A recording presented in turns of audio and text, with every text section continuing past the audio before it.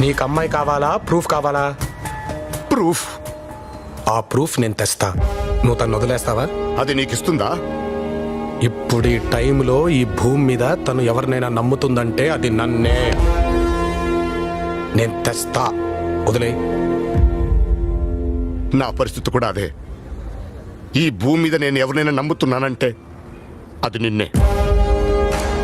నా తమ్ముళ్ళ జీవితం నమ్మి వెళ్తున్నాను.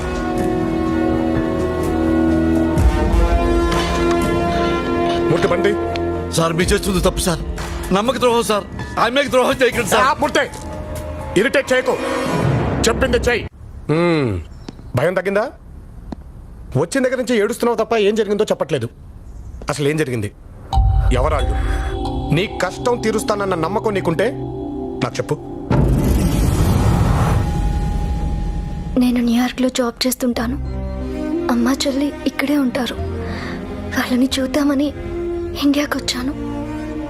నన్ను రిసీవ్ చేసుకోవడానికి ఎయిర్పోర్ట్కి రావాల్సిన చెల్లి రాలేదు. ఏమైందో తెలియక అమ్మా నేను తెగ వెతికాం. తన చాడు తెలియలేదు.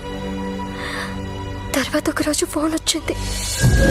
అక్క, నువ్వు వచ్చేసరికి నేను బతుకుంటానో లేదో తెలీదక్క. ఎక్కడున్నావే? తెలీదు. నీకోసం ఎయిర్పోర్ట్కి వస్తుంటే వాళ్ళ సుత్తమ్మలు నన్ను ఎత్తుకొచ్చారక్క. నరకం చూశానక్క. ఈరోజు నన్ను చంపేస్తారంట. చంపాడు బేటే. ఏం మాట్లాడుతున్నావు దీప్తి? నీకు తెలియదక్క, వీళ్ళకంటే చావే చాలా మంచిది. జరిగిందంతా వీళ్ళ కెమెరాలో షూట్ చేశారు. ఆ సీడీని లారీలో పెట్టడం నేను చూశానక్క. ఈ ఫోన్ కూడా నాది కాదు. GPS పంపిస్తున్నా. ఆ తర్వాత నేను దీప్తి పంపిన అడ్రస్కి వెళ్ళాను.